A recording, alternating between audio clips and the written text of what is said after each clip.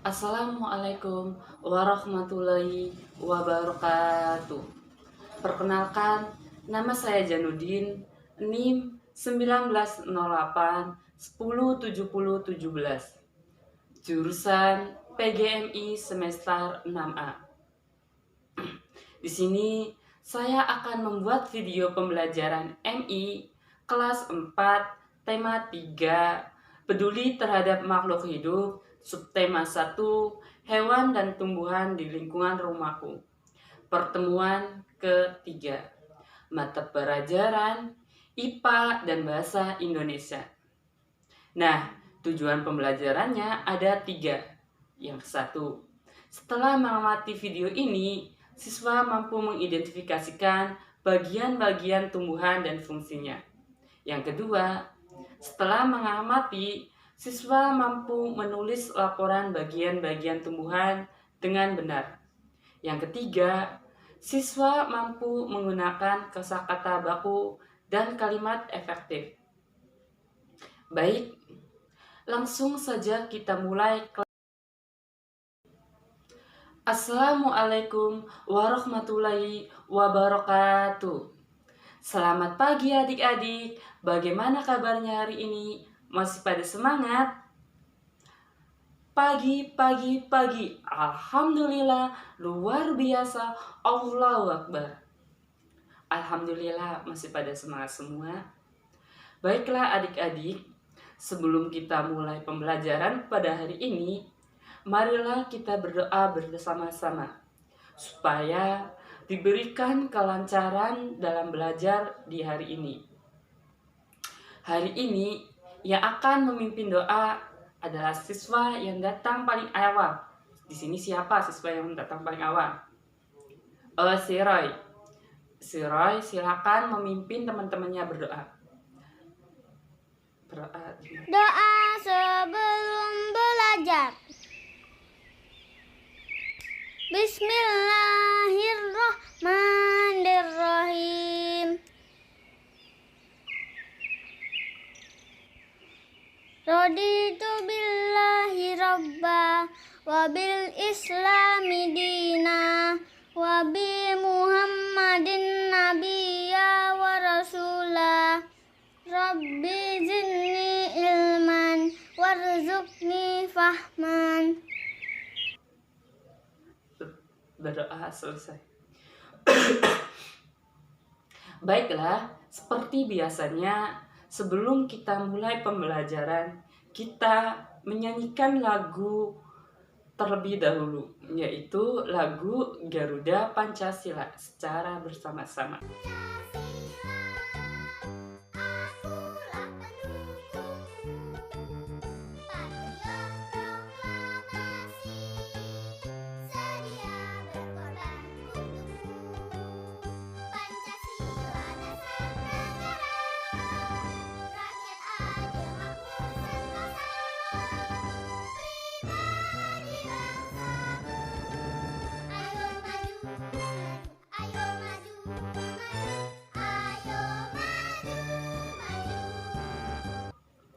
Selesai. Baik adik-adik, pada kali ini kita akan belajar bagian-bagian tumbuhan dan fungsinya, serta mengenal kalimat efektif dan kosakata baku. Nah, sebelumnya kakak mau bertanya terlebih dahulu. Pada pagi ini, siapa saja yang sudah sarapan? Acungkan tangan. Iya, si Randy. Tadi pagi sarapan apa? Sarapan sayuran. Yang lain sarapan apa? Ikan. Ada yang pakai oncom. Tahu ada yang pakai nasi. Nah, iya nasi. Nah, tadi ada yang bilang sarapan pakai nasi. Nah, nasi itu terbuat dari apa? Iya, benar. Nasi terbuat dari beras. Beras berasal dari padi. Nah, padi itu merupakan tanamannya buah. Padi merupakan tanaman ya? Iya. padi itu merupakan tanaman yang berbiji. Nah, pada kali ini kita akan membahas tentang tanaman. Dimana coba adik-adik perhatikan gambar yang sudah kakak tempel di styrofoam ini. Nah, ada yang tahu ini gambar tanaman apa? Ya, betul. Ini gambar tanaman kedelai. Nah, tanaman kedelai ini memiliki struktur tanaman yang terdiri dari satu ada akar. Nah, akar adalah bagian tumbuhan yang terletak di dalam tanah dan hanya sebagian tanaman yang akarnya terletak di atas tanah atau menggantung. Nah, akar ini berfungsi untuk menopang tumbuhan agar supaya tetap kokoh dan untuk berfungsi untuk menyerap zat-zat mineral dan air untuk membuat makanan yang dibutuhkan oleh tumbuhan supaya tetap tumbuh besar. Namun, ada beberapa jenis tumbuhan tertentu yang memfungsikan akar sebagai cadangan makanan atau menyimpan air seperti jenis tumbuhan ubi-ubian dan kaktus. Yang kedua yaitu ada batang. Batang adalah salah satu bagian tumbuhan yang berada di atas tanah. Batang memiliki fungsi untuk tempat munculnya daun, bunga, dan buah. Batang juga berfungsi sebagai mengedarkan zat-zat mineral, air yang diserap oleh akar, dan mengedarkan proses fotosintesis ke seluruh bagian tumbuhan. Nah, yang ketiga ada daun. Daun adalah bagian tumbuhan yang memiliki fungsi tempat berlangsungnya proses fotosintesis. Daun banyak mengandung zat warna hijau yang disebut klorofil. Daun juga terdiri dari tangkai daun dan helai daun. Nah, yang keempat yaitu bagian bunga. Bunga merupakan bagian tumbuhan yang berfungsi sebagai alat perkembangbiakan biji. Nah, yang kelima ada buah. Buah ini merupakan bagian tumbuhan yang memiliki fungsi untuk melindungi biji serta cadangan makanan buat biji berkecambah atau tumbuh.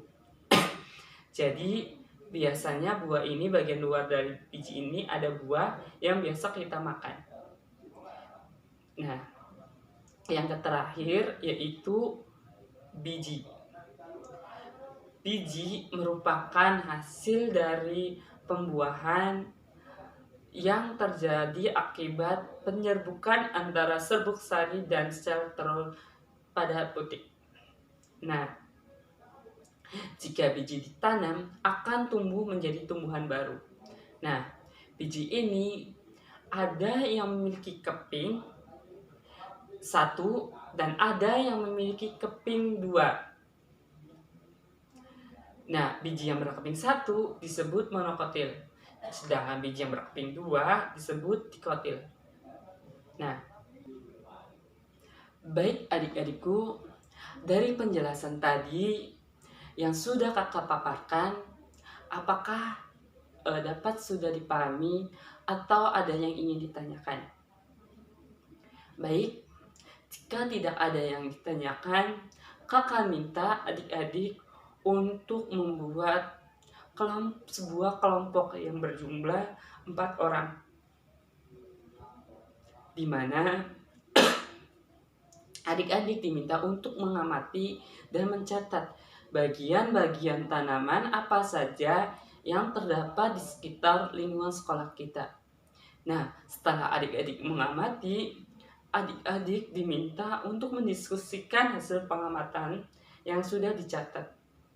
Setelah itu, adik-adik diminta untuk memaparkan hasil pengamatan di depan secara berkelompok. Iya. Benar apa yang tadi sudah dipaparkan oleh setiap kelompok, bahwasannya setiap bagian tumbuhan seperti akar, batang, daun, bunga, buah, dan biji memiliki peran yang berbeda-beda untuk membuat tumbuhan tetap hidup. Nah, salah satunya biji adalah bagian yang terpenting karena biji ini berfungsi untuk mempertahankan kelestariannya. Baik, selanjutnya kita akan belajar kalimat efektif dan kosakata baku. Jadi adik-adikku, kalimat efektif adalah kalimat yang mengandung gagasan pembicara atau penulis, ya, atau yang terdiri dari atas kata-kata yang mempunyai unsur SPOK yang memiliki kaidah kebahasaan yang benar. SPOK sendiri merupakan subjek, predikat, objek, dan keterangan. Nah, adapun ciri-ciri kalimat efektif sendiri ada 4. Yang satu, memiliki unsur penting atau pokok. Yang kedua, menggunakan struktur bahasa yang tepat. Yang ketiga, memenuhi kaidah ejaan yang berlaku atau PUEB. Yang keempat, menggunakan pilihan kata diksi yang tepat dan sesuai dengan kebutuhan. Nah, adik-adik, coba adik-adik perhatikan contoh kalimat tidak efektif seperti ini. 1. Kakak bacakan, kepada semua hadirin dipersilakan duduk kembali. Yang kedua,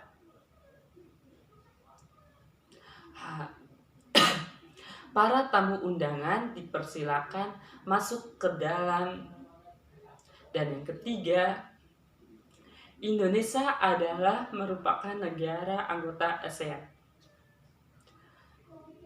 Nah, seharusnya contoh kalimat efektif yang tepat yaitu 1.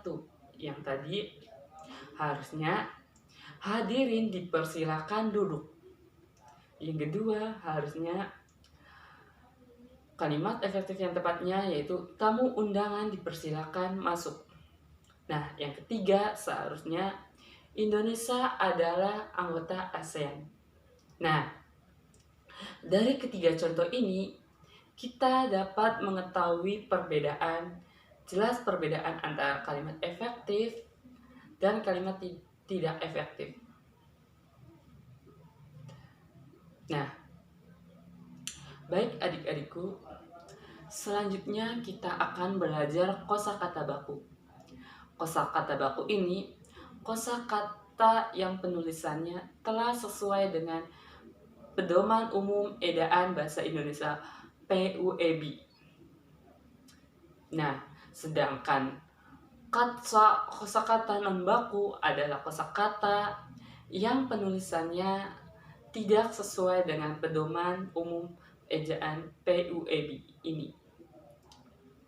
Nah, adapun contoh kosakata tidak baku seperti belum, harusnya kata bakunya belum. Yang kedua, kosakata contoh yang kedua yaitu kata tidak baku seperti esok, harusnya kata bakunya besok. Seperti foto, harusnya foto. Ada kata tidak bakunya elit, seharusnya elite. Ada kosakata tidak bakunya form, harus formile, seharusnya formal. Ada Februari, seharusnya kata bakunya Februari.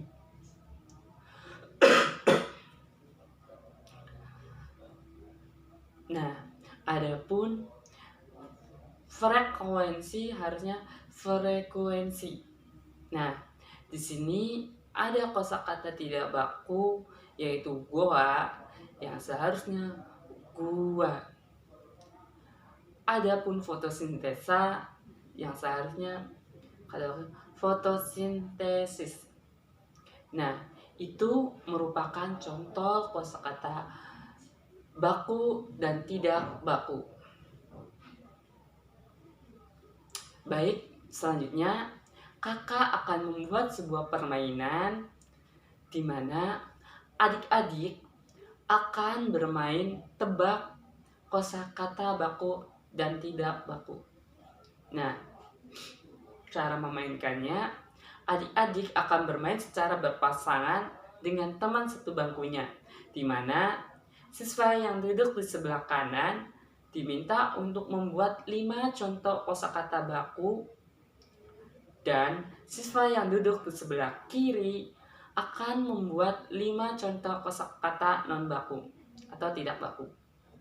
Nah, setelah adik-adik selesai membuat 5 contoh tersebut, adik-adik diminta untuk menukar buku dengan pasangannya untuk menebak jawaban tepat yang ditulis oleh yang ada di buku tersebut. Nanti setelah sudah semua jawaban sudah terisi benar, sudah terisi, semua buku dikumpulkan di meja kakak. Nah, baik, berhubung waktu pembelajaran telah selesai, langsung saja kakak simpulkan pembelajaran pada hari ini, di mana kita tadi sudah belajar tentang bagian-bagian tumbuhan antara akar, batang, daun, bunga, buah, dan biji yang memiliki peran masing-masing. Dan kita juga tadi sudah belajar kata baku, non baku, kosakata kalimat efektif dan kalimat tidak efektif. Nah, selanjutnya mari kita tutup pertemuan kali ini dengan membaca doa penutup secara bersama-sama.